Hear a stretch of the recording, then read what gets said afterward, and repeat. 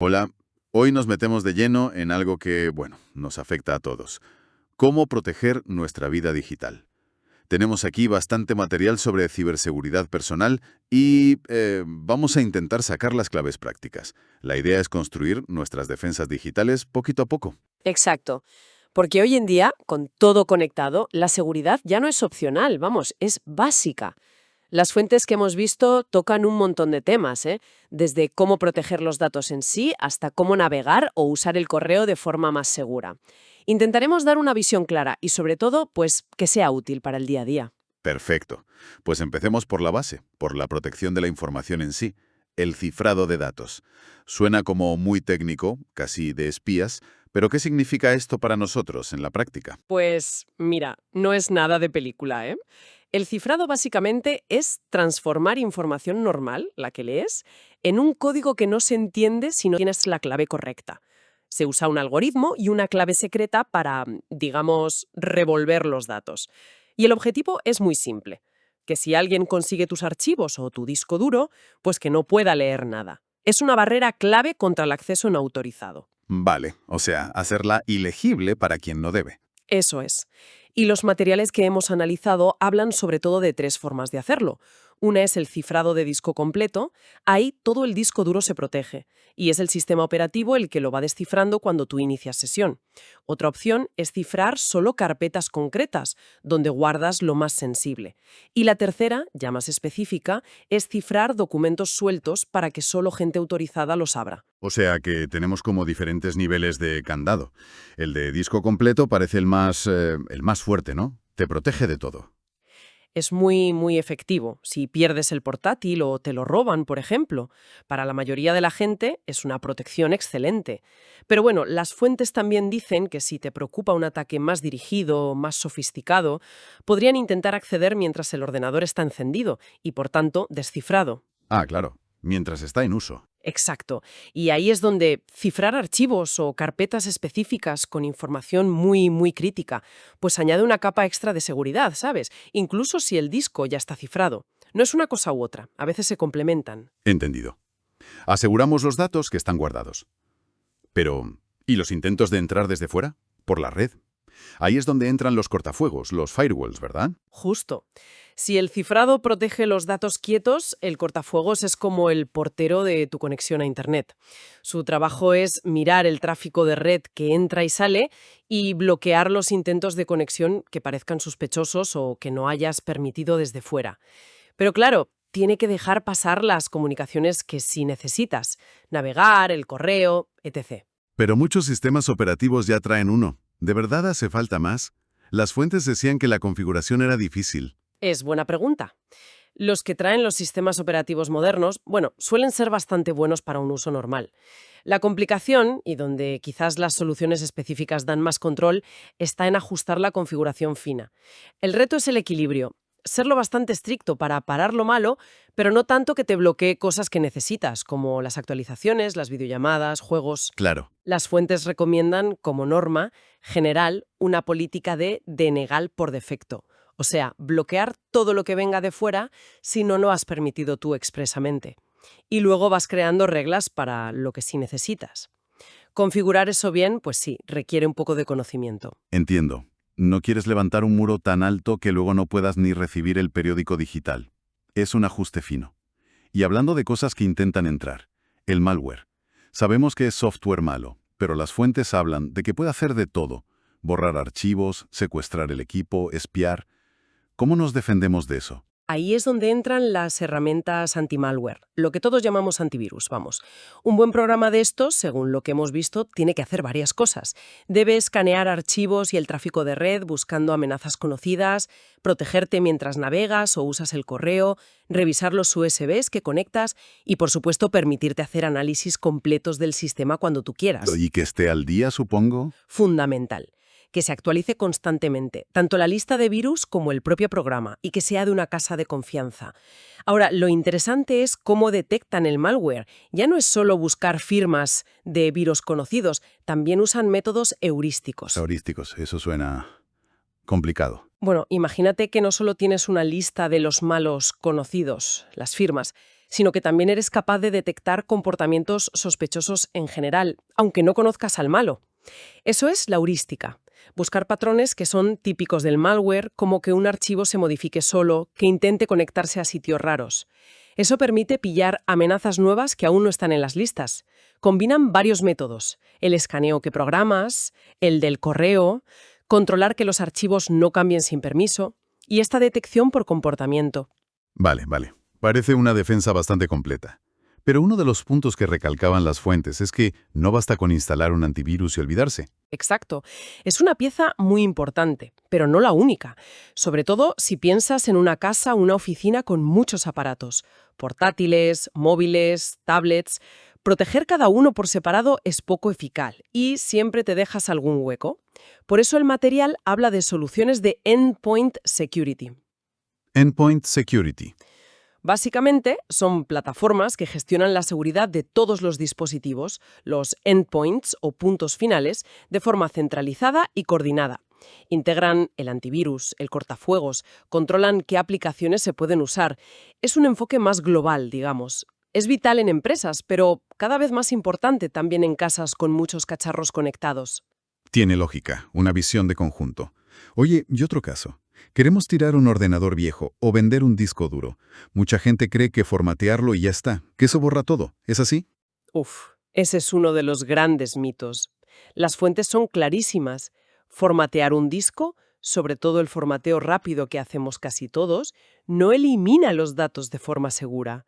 Solo borra el índice, la tabla de contenidos, pero los datos siguen ahí y se pueden recuperar con programas especiales. Piénsalo como quitar la etiqueta de un archivador. Los papeles siguen dentro hasta que los pasas por la destructora. Vaya. ¿Y cuál es la forma correcta de destruir esos datos digitales entonces? Se llama borrado seguro y consiste en usar un software específico que escribe encima de toda la zona del disco donde estaban los datos. Y no una vez, sino varias veces, con patrones especiales de ceros y unos. Es como si garabatearas encima de un texto con un rotulador gordo una y otra vez hasta que sea imposible leerlo de debajo. Hay aplicaciones para esto. Entendido. Hay que garabatear digitalmente. Exacto. Y relacionado con borrar información, hay un detalle curioso que se nos suele pasar: los metadatos, esa información escondida que va pegada a nuestros archivos.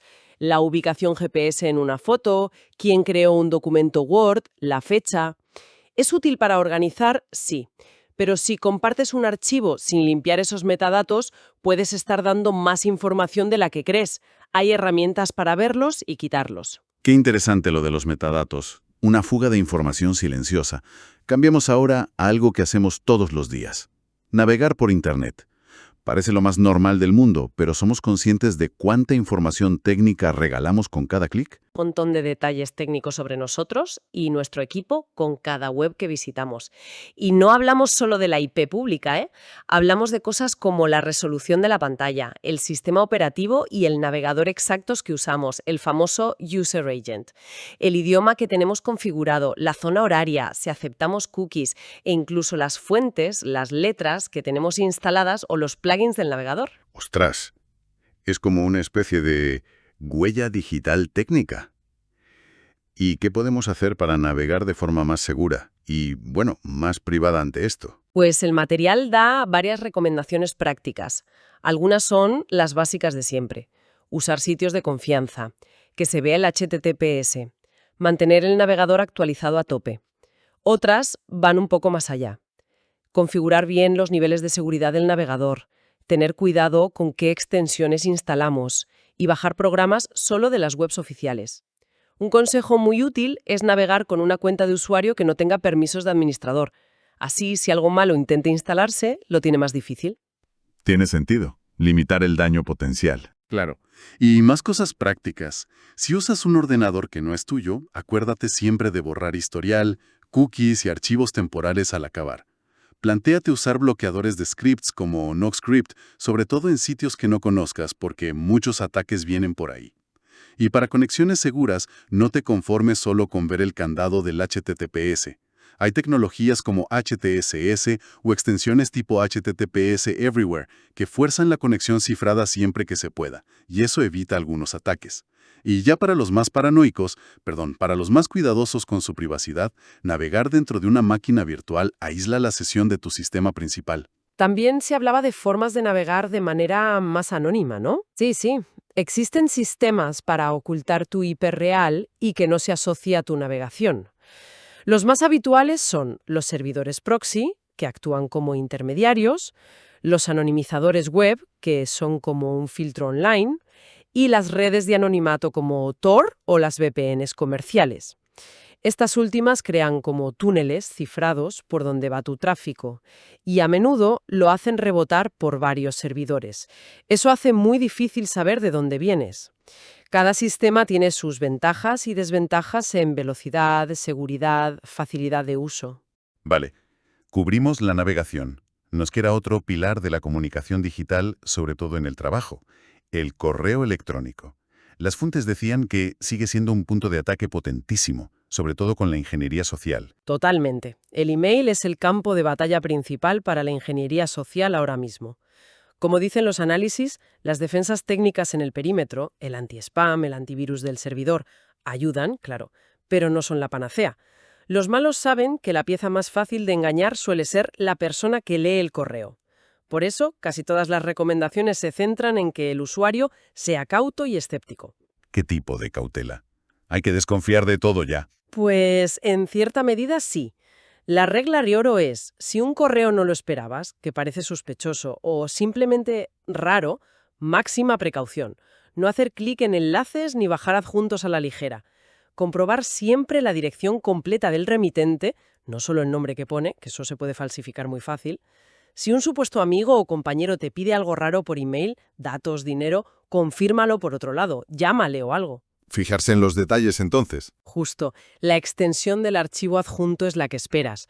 Ojo con los .exe disfrazados de PDF. El correo te mete prisa para que hagas algo ya. Te pide activar macros en un documento para ver el contenido. Nunca. Eso es una trampa clásica para meterte código malo.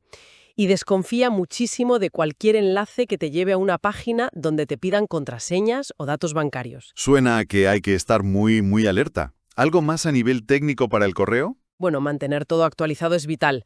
Sistema operativo, navegador, el Office, porque muchos ataques aprovechan agujeros conocidos. Usar contraseñas fuertes y únicas para el correo, cambiarlas de vez en cuando y activar la autenticación de 2 factores si se puede. Plantéate usar herramientas anti-exploit que complementan al antivirus protegiendo contra tipos de ataque concretos. Y si dudas de un enlace, en vez de hacer clic, cópialo y pégalo en el navegador o búscalo antes en Google a ver qué se dice. Y por último, si mandas información sensible, usa cifrado de correo tipo PGP o SMME. Queda claro que el email necesita una mezcla de tecnología y sobre todo de cabeza fría y pensar antes de hacer clic. Como decían las fuentes, la ingeniería social ha cambiado las reglas del juego. Bueno, pues hemos recorrido un camino interesante: cifrado para guardar los datos a salvo, cortafuegos para controlar quién entra, anti-malware para luchar contra bichos activos, borrado seguro para despedirnos de la información y buenas costumbres al navegar y usar el correo. Parece que la seguridad no es una sola cosa, sino como poner muchas capas, ¿no? Exacto. Es un ecosistema de defensas. Y es un proceso, ¿eh? No es algo que haces una vez y ya está. Las amenazas cambian, así que hay que estar al día y adaptar las protecciones. Lo importante es ver cómo se ayudan unas a otras. El cifrado te salva si falla el cortafuegos, el antivirus pilla lo que se cuele y las buenas prácticas evitan que abras tú la puerta. Todo suma. Todo suma. Y para terminar, una reflexión que tiene que ver con lo que hablábamos de navegar y esa huella digital técnica. Sabemos que dejamos miguitas de información técnica por todos lados.